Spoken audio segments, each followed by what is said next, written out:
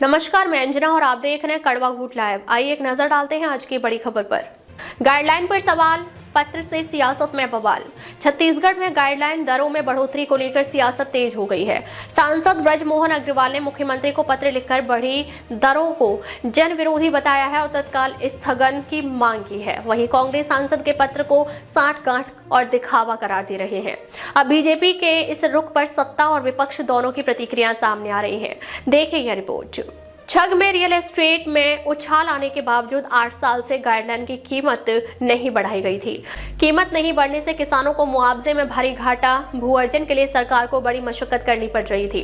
Market price और guideline कीमत में बड़ा अंतर होने की वजह से मनी लॉन्ड्रिंग को बढ़ावा मिल रहा था। मिडिल क्लास परिवारों को मकान प्लॉट खरीदने के लिए लोन लेने में दिक्कत होती थी। गाइडलाइन के आधार पर बैंक लोन कम देते थे, अब बैंक ज्यादा आसानी से लोन दे सकती है। गाइडलाइन कीमत नहीं बढ़ने से इनकम टैक्स भी कम मिल रहा था। अभी तक प्रचलित कलेक्टर गाइडलाइन में 9,463 कंडिकाएं थीं, जो अब घटकर 5,763 हो गई हैं। यानी लोगों की राहत के लिए कई नियमों में अहम बदलाव कर दिए गए हैं। दरअसल छत्तीसगढ़ के जमीनों और उसमें सरकारी गाइडलाइन को लेकर 1 नवंबर से नए बदलाव किए गए हैं, जिसमें गाइडलाइन दर को बढ़ाया जाने से कारोबारी से लेकर जमीन से जुड़े तमाम व्यवसाय पर इसका असर सीधा पड़ रहा है। वहीं अलग अलग वर्ग और खेमे उसके विरोध में हैं और तरह तरह के प्रदर्शन कर रहे हैं। सरकार को इस फैसले को वापस लेने की मांग कर रहे हैं। वहीं इस विवाद के बीच छत्तीसगढ़ भाजपा के वरिष्ठ नेता रायपुर सांसद ब्रजमोहन अग्रवाल ने मुख्यमंत्री को पत्र लिखकर सियासत में मानो और जोर दे दिया। सांसद ब्रजमोहन अग्रवाल ने पत्र में लिखकर विषय अनुच्छेद और आधारित बताया है, जिसका लाभ सिर्फ है 1% किसानों का होना और बाकी अन्य आम जनता को इसका अतिरिक्त भार होना बताते हुए उसे वापस लेने की मांग रखी है।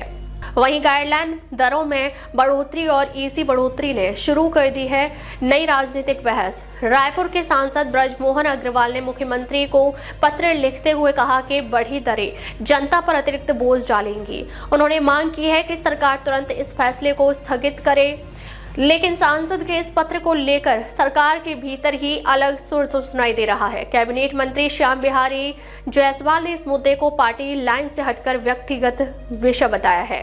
गाइडलाइन दरों पर बढ़ा विवाद अब सियासी तकरार का नया मुद्दा बन गया है। एक तरफ बीजेपी के ही नेता फैसले को जन विरोधी बता रहे हैं, वहीं दूसरी तरफ मंत्री इसे व्यक्तिगत राय बताकर किनारा करते दिख रहे हैं और कांग्रेस इस पूरे विवाद को अपने राजनीतिक हथियार के रूप में इस्तेमाल करने में जुटी है। पूर्व विधायक विकास उपाध्याय ने ब्रजमोहन अग्रवाल को चिट्ठी वाले नेता बताते हुए तंज कसते हुए कहा, इसके पहले भी कई चिट्ठी लिखे लेकिन उसका कोई परिणाम नहीं आया। अगर जन नेता है तो सड़क पर उतरे, आंदोलन करे, कांग्रेस साथ खड़ी है। गाइडलाइन दरों को लेकर शुरू हुआ विवाद अब सियासत के केंद्र में आ चुका है। बीजेपी के भीतर उठ रहे विरोध के सुर और उस पर कांग्रेस का सीधा हमला, दोनों मिलकर मुद्दे को और गरमा रहे हैं। अब नजर इस पर कि सरकार इस बढ़ोतरी पर पुनर्विचार करती है या फिर राजनीतिक तकरार आने वाले दिनों में और तेज होती है या सियासत में मामला गरमाया रहेगा। Bureau report, Raipur. सर, अगर जनहित के पैमाने पर देखा जाए, जो कलेक्टेड गाइडलाइन दरों का नया जो आया हुआ है रेट, वो उस फैसले को आप कैसे देखते हैं? देखिए, मुझे लगता है कि ये जो निर्णय हुआ, ये निर्णय क्योंकि वित्तीय वर्ष का आखिरी 3 महीना चल रहा है और इसलिए इसको वित्तीय वर्ष के शुरुआत में इसको लाना चाहिए और साथ में इसके ऊपर में विचार विमर्श करना चाहिए। जितने इसके स्टेक होल्डर्स हैं, चाहे वो जमीन वाले हों, चाहे वो छोटे व्यापारी हों, चाहे वो छोटे प्लॉट खरीदने वाले लोग हों, चाहे वो किसान हों और राजनीतिक लोग, क्योंकि सब लोगों से जुड़े हुए रहते हैं, तो वहाँ के प्रमुख राजनीतिक लोगों से भी बातचीत कर बैठाकर, समाज के लोगों से बातचीत कर उसके बाद में इस प्रकार के निर्णय होने चाहिए। और इसलिए मैंने माननीय मुख्यमंत्री जी को सुझाव दिया कि एक उच्च स्तरीय समिति बनाई जाए और उस समिति में सभी लोगों को शामिल कर और उनसे विचार विमर्श कर फिर अगले वित्तीय वर्ष के शुरुआत में इसको लागू करें और अभी इसको स्थगित कर दें। क्योंकि मुझे ऐसा महसूस हुआ कि अभी जो दरें लागू की गई हैं वो पूरी तरह विचार विमर्श कर लागू नहीं की गई हैं, जल्दबाजी में लागू कर। ये फैसला अचानक आया और अचानक आया तो आम आदमी जो मीडियम क्लास का है, लोअर क्लास का है, किसान है, बहुत से लोगों के सौदे किए हुए हैं और एकदम से गाइडलाइन रेट बढ़ने से लोगों के पास में उतने पैसों की व्यवस्था होना, अकाउंट में उतने पैसों की व्यवस्था होना, फिर क्योंकि अगर 100 रुपए की चीज जिसके ऊपर में पंजीयन शुल्क 10 रुपए लगता था, जी, अब वो सीधी 1000 रुपए की हो गई तो उसके ऊपर में 100 रुपए लगेगा। तो उससे पंजीयन शुल्क का भार भी आम आदमी पर बहुत ज्यादा आएगा, क्योंकि इससे किसान जो है, किसी किसान की आज के समय पर वो जमीन 20 लाख रुपए की है और उसका गाइडलाइन में 1 करोड़ रुपए मूल्य कर दिया गया। जी जी। तो जमीन तो बिकेगी 20 लाख रुपए में, परंतु उसको रजिस्ट्री करवानी पड़ेगी, बेचनी पड़ेगी 1 करोड़ रुपए में। समझिए 80 लाख रुपए उसको, जिसको वो जमीन बेचेगा उसको वापस करना पड़ेगा और 20 लाख रुपए की जमीन पर टैक्स जो लगता वो 2 लाख रुपए लगता। अब उसके ऊपर में जो पंजीयन शुल्क है सीधा सीधा 10 लाख रुपए लगेगा। अब छोटे प्लॉट पे धारी है, मान लीजिए किसी ने 1000 फीट का प्लॉट खरीदा और 1000 फीट का प्लॉट उसने अगर खरीदा है 10 लाख रुपए में, अब वो 1000 फीट के 10 लाख रुपए के प्लॉट की कीमत अगर 1 करोड़ रुपए हो गई, अब उस 1 करोड़ रुपए के प्लॉट की कीमत पर 10 लाख रुपए के प्लॉट पर तो 10 लाख रुपए से पंजीयन शुल्क लग जाएगा और प्लॉट तो वो 10 लाख रुपए में ही खरीदा है, परंतु 90 लाख रुपए की व्यवस्था उसको अन्य तरीके से 2 नंबर के तरीके से करनी पड़ेगी, जिसको वो वापिस करेगा। देखिए, जमीन के जो कारोबारी हैं वो वास्तविक स्टेक होल्डर नहीं है। जमीन के कारोबारियों से तो जो उनके मकान खरीदेगा, जो उनके फ्लैट खरीदेगा, आखिर जाकर उपभोक्ता के ऊपर में असर पड़ेगा। कुल मिलाकर तो मुझे लगता है कि पूरे छत्तीसगढ़ प्रदेश की अर्थव्यवस्था पर प्रभाव पड़ेगा और अर्थव्यवस्था चरमरा जाएगी।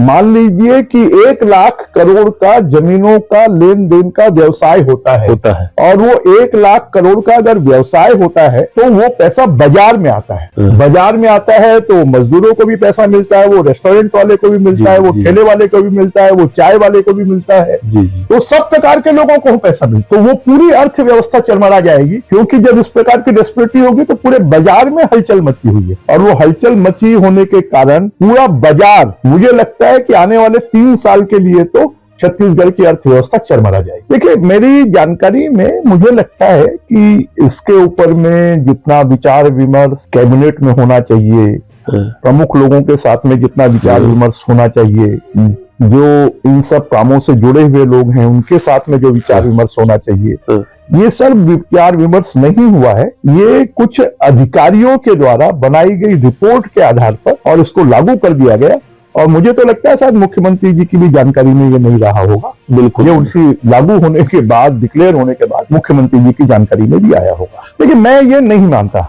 मैं मानता हूं, बहुत बार मुझे भी लगभग 18 साल मंत्री रहने का अवसर मिला। बिल्कुल बिल्कुल बिल्कुल। और क्योंकि हम लोग जनप्रतिनिधि हैं, जनता हमको चुनकर भेजती है, तो जनता को हमारे निर्णयों से किस प्रकार की परेशानी हो सकती है ये हम जानते हैं। बिल्कुल। और जब कई बार ब्यूरोक्रेट्स हमारे सामने कुछ ऐसी फाइलें ले आते हैं जो हमको लगता है अटपटा है तो हम उनको रोक देते हैं। अगर आवश्यकता पड़ती है तो हम मुख्यमंत्री जी के पास कोऑर्डिनेशन में भेजते हैं। तो कहीं न कहीं इसमें जो आपस में समन्वय होना चाहिए, मुझे लगता है उसकी कमी इसमें रही, क्योंकि इसके लागू होने के बाद मुझे लगा कि जिस प्रकार से वहां पर इस निर्णय से असंतोष पैदा हुआ, तो मुझे लगा 7 दिनों में कहीं न कहीं इसके ऊपर में सरकार जल्दी निर्णय करेगी। तो 7 दिन तक मेरे पास लोग आते रहे, मिलते रहे, अपनी समस्याओं को बताते रहे। वो जाकर मंत्रियों से भी मिले, सब लोगों से मिले, परंतु जब मुझे ऐसा लगा कि शायद इसके ऊपर में जितनी गंभीरता से पुनर्विचार होना चाहिए वो नहीं हो रहा है, तो मैंने एक सुझावात्मक पत्र मुख्यमंत्री जी को लिखा कि इसको फिलहाल स्थगित कर देना चाहिए। स्थगित कर एक उच्च स्तरीय कमेटी बनाना चाहिए। उस कमेटी की रिपोर्ट के आधार पर अगले वित्तीय वर्ष में जो युक्तियुक्तकरण कर उसके बाद में इसको लागू करना चाहिए। और मुझे लगता है हमारे मुख्यमंत्री जी जो हैं वो बहुत सदासही हैं और वो हर बातों को सुनते हैं, समझते हैं और उसके आधार पर निर्णय करते हैं। जल्द ही वो इस मामले में निर्णय करेंगे। ये पहले ही 400 यूनिट को उसको आधा किया गया है जी, पहले भी 400 यूनिट पर आधा था। और मुख्यमंत्री जी से इस बारे में हमारी चर्चा भी हुई थी और मुख्यमंत्री जी ने कहा था जल्दी इस पर निर्णय करेंगे और उन्होंने निर्णय कर लिया। लगभग पुराना जो निर्णय था वही निर्णय अभी भी लागू किया। किसी को जिम्मेदारी मिलेगी तभी तो उसका अनुभव आएगा। हाँ। तो इसलिए नए लोगों को भी इन्वॉल्व करना जरूरी है। और निश्चित रूप से जब हम गलती करते हैं तब उसी से सीखते हैं। अभी तो 1 साल तक तो चुनाव में पूरी सरकार उलझी रही, बिल्कुल। अब ये दूसरा साल है। बिल्कुल। मुझे लगता है कि निर्णयों में सुधार कर और गलतियों से सीख कर और आने वाले समय में अच्छा काम करेंगे। ये मुझे लगता है कि राज्य सरकार इसके ऊपर में माननीय मुख्यमंत्री जी जल्दी निर्णय करेंगे और अगर आवश्यकता होगी तो हम जिस स्तर पर भी बात करने की आवश्यकता है वहां पर हम बात करेंगे। मैं विरोध नहीं कर रहा हूं, नहीं आप मैं अपनी सरकार को सुझाव दे रहा हूं। बिल्कुल बिल्कुल जनहित में निर्णय लेना चाहिए। हाँ, बिल्कुल हमारी सरकार है जी, और हम हमारी सरकार को अनुभव के आधार पर सुझाव देने का अधिकार रखते हैं और हम सुझाव तो आप अपने पत्र को सुझाव मानते हैं, आप विरोध नहीं मानते। मैंने लिखा भी है सुझाव, मैंने लिखा भी है कि मेरा सुझाव है कि माननीय मुख्यमंत्री जी को उच्च स्तरीय कमेटी बनाना चाहिए। बिल्कुल। और उस कमेटी के निर्णय तक वर्तमान गाइडलाइन की जो जारी की गई है उसको स्थगित करना चाहिए और अगले वित्तीय वर्ष में उसको लागू करना चाहिए। देखिए, ये उनका माननीय सांसद जी का व्यक्तिगत विषय है और उनको अधिकार है, वो माननीय मुख्यमंत्री को किसी प्रकार का पत्र लिख सकते हैं। परंतु मुझे इस पर लगता है कोई टिप्पणी ज़्यादा नहीं करना चाहिए। परंतु वो सांसद के नाते जो उनको संज्ञान में आया होगा चिट्ठी। बृजमोहन अग्रवाल जी बहुत चिट्ठी लिख के सहानुभूति बटोरने का प्रयास करते हैं। जमीन की गाइडलाइन की रजिस्ट्री का रेट भारतीय जनता पार्टी की सरकार ने बढ़ाया। सांसद बृजमोहन अग्रवाल भारतीय जनता पार्टी के हैं, लोकप्रिय नेता अपने आप को कहते हैं, हर मामलों में चिट्ठी लिखते हैं। टोल प्लाजा का मामला आता है, चिट्ठी लिख दिया सरकार को। गलत योजना, गलत नीति अगर भारतीय जनता पार्टी बना रही है तो चिट्ठी लिखने से काम नहीं बनेगा। और ये नकली चिट्ठी, चाहे आप सीबीएसई का कार्यालय छत्तीसगढ़ में लाने की बात की थे, आपकी चिट्ठी कोई काम नहीं आई। आपने नैनो ट्रेन लाने की बात की थी, आपने केंद्र सरकार के मंत्री को चिट्ठी लिखी, कोई काम नहीं आई। आंगनबाड़ी की बहनें आंदोलन कर रही थी, आपने चिट्ठी लिखा, कुछ नहीं हुआ। उसी प्रकार से नकटी में लोगों के मकान को तोड़ा गया, आपने चिट्ठी लिखी, कुछ नहीं हुआ।